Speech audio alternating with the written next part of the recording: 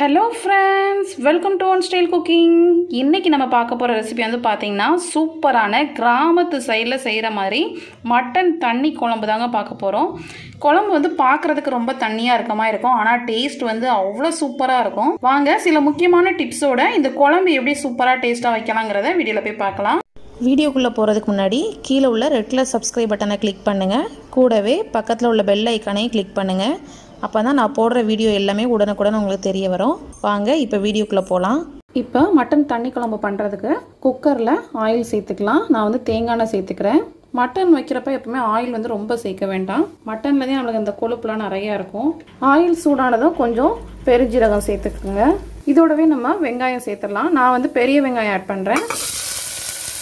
வெங்காயம் சேர்த்து நல்லா மிக்ஸ் பண்ணிக்கலாம். பெரிய வெங்காயத்துக்கு பதிலாக நீங்கள் சின்ன வெங்காயம் யூஸ் பண்ணி செஞ்சிங்கன்னா ரொம்ப நல்லாயிருக்கும். இப்போ இந்த வெங்காயம் வந்து நல்லா நம்மளுக்கு வதங்கணும். பாருங்கள், வெங்காயம் வந்து நல்லா வதங்கியிருக்கு. இது கூடவே ரெண்டு பச்சை மிளகாவை கட் பண்ணி சேர்த்துருக்கேன். கருவேப்பிலை இதெல்லாம் சேர்த்து மிக்ஸ் பண்ணிக்கோங்க. இப்போ இதில் இஞ்சி பூண்டு பேஸ்ட் சேர்த்துடலாம். இஞ்சி பூண்டெல்லாம் சேர்த்து நல்லா மிக்ஸ் பண்ணிக்கலாம். இது கூட ஒரே ஒரு மீடியம் சைஸ் பழுத்த தக்காளி ஆட் பண்ணிக்கிறேன். தக்காளி வந்து இந்த மட்டன் குழம்புக்கு வந்து ரொம்ப அதிகம் சேர்க்க மாட்டாங்க. இது கூடவே கொஞ்சமாக உப்பு சேர்த்துக்கலாம். இந்த மட்டன் எல்லாத்துக்கும் சேர்த்து உப்பு சேர்த்துக்கோங்க. தக்காளி ஒரு 2 நிமிஷம் நல்லா வதங்கட்டும்.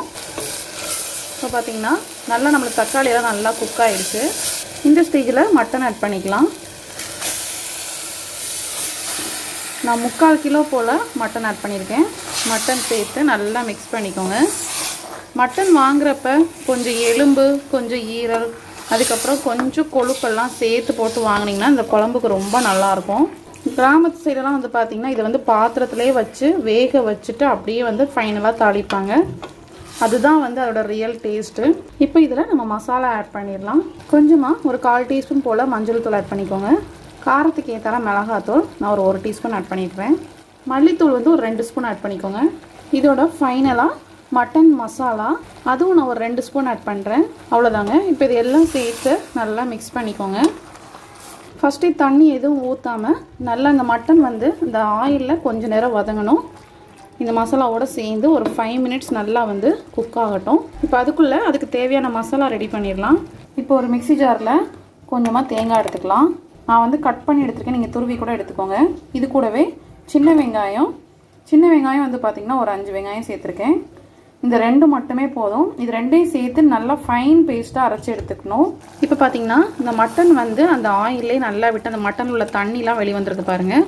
இப்போ இதில் நம்ம அரைச்சி வச்சுருந்த தேங்காய் சின்ன வெங்காயம் பேஸ்ட்டை சேர்த்துக்கலாம். இதோடவே குழம்புக்கு தேவையான தண்ணியும் சேர்த்துக்கோங்க. தண்ணி குழம்புங்கனால இதுக்கு வந்து குழம்பு தண்ணியாக தான் இருக்கும், அதனால் கொஞ்சம் எக்ஸ்ட்ரா தண்ணி ஆட் பண்ணியிருக்கேன். இப்போ இது எல்லாம் சேர்த்து நல்லா மிக்ஸ் பண்ணிக்கலாம். நம்மளுக்கு வந்து குழம்பு எல்லாம் விசில் அடித்து வர்றப்ப இன்னும் நம்மளுக்கு வந்து கொஞ்சம் திக்காகும், அதனால் இன்னுமே கொஞ்சம் தண்ணி ஆட் பண்ணிக்கலாம். இப்போ நல்லா மிக்ஸ் பண்ணிவிட்டு உப்பு காரம் மட்டும் செக் பண்ணிக்கோங்க. நான் உப்பு கொஞ்சமாக ஆட் பண்ணுறேன்.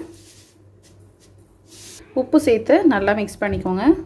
இப்போ எல்லாம் மிக்ஸ் பண்ணி நம்ம குக்கர் மூடிடலாம். குக்கர் மூடி நான் வந்து 8 விசில் வைக்க போகிறேன். நீங்கள் மட்டன் வந்து இளங்கறியாக இருந்ததுன்னா குறைச்சி வச்சுக்கோங்க. கொஞ்சம் விளைஞ்ச ஆடாக இருந்ததுன்னா கூட 2 விசில் வச்சுக்கோங்க. இப்போ விசிலெல்லாம் அடித்து ஸ்டீம் எல்லாம் அடங்கட்டும். ஸ்டீம் எல்லாம் அடங்கிடுச்சு பாருங்கள். சூப்பராக கொதிச்சிட்ருக்கு பாருங்கள். நல்லா குழம்பு வற்றி கறியும் நல்லா வெந்திருக்கு. இப்போ வந்து எங்கள் ஊர் சைடில் வந்து பார்த்திங்கன்னா இந்த மாதிரி குழம்பு வச்சுட்டு ஃபைனலாக ஒரு தாளிப்பு கொடுப்பாங்க. அது வந்து இந்த குழம்புக்கே ஒரு சூப்பர் டேஸ்ட்டை அதை வந்து கண்டிப்பாக மிஸ் பண்ணாமல் செய்யுங்க. ஆனால் ஆயில் மட்டும் கம்மியாக ஊற்றி செய்யணும். இப்போ ஒரு தாளிக்கிற பேன் எடுத்து அதில் வந்து கொஞ்சமாக ஆயில் சேர்த்துக்கிறேன். ஆயில் வந்து ரொம்ப வேண்டாம். இதில் கொஞ்சமாக கடுகு உளுந்தம் பருப்பு ஆட் பண்ணிக்கோங்க. இப்போ கடுகு வந்து பொரிய ஆரம்பிச்சிருச்சு. இப்போ வெங்காயம் ஆட் பண்ணிடலாம். இதில் சின்ன வெங்காயம் இல்லைனா பெரிய வெங்காயம், சின்ன வெங்காயம் சேர்த்து தான் செய்யணும், ரொம்ப நல்லாயிருக்கும். இப்போ இந்த வெங்காயம் வந்து பார்த்திங்கன்னா நல்லா நம்மளுக்கு கருகிற லெவலுக்கு வரணும். அப்போ தான் இதோட டேஸ்ட் வந்து நல்லாயிருக்கும். பாருங்கள், இந்த மாதிரி கலர் நல்லா சேஞ்ச் ஆகி வர்ற சமயத்தில் கொஞ்சமாக கருவேப்பிலை ஆட் பண்ணிக்கோங்க. அவ்வளோதாங்க. பாருங்கள், நல்லா இப்போது இந்த வெங்காயம் நல்லா கருகி கருவேப்பிலையும் நல்லா பொரிஞ்சு வந்துருச்சு. இப்போ நம்ம அடுப்பு ஆஃப் பண்ணிவிட்டு இதை வந்து குழம்புல சேர்த்துடலாம். தாளிப்பு ஆட் பண்ணிடலாம். ரொம்பவே சூப்பரான நம்மளோட தண்ணி குழம்பு ரெடி ஆகிடுச்சு. இந்த தாளிப்பு வாசனையோட இந்த மட்டன் வச்சு சாப்பிட்றப்ப அவ்வளோ சூப்பராக இருக்குங்க. கிராமத்து சைடில் கறி கொஞ்சமாக இருந்தாலும் இந்த மாதிரி தண்ணியாக குழம்பு வச்சு எல்லாருமே சாப்பிடுவாங்க. கண்டிப்பாக வீட்டில் இந்த ரெசிபி ட்ரை பண்ணி பாருங்கள். இந்த ரெசிபி பிடிச்சிச்சுன்னா மறக்காமல் நம்ம சேனலை லைக் பண்ணுங்கள், ஷேர் பண்ணுங்கள், சப்ஸ்கிரைப் பண்ணுங்கள். நெக்ஸ்ட் ஒரு சூப்பரான ஒரு வீடியோவில் மீட் பண்ணுறேன். தேங்க்யூ.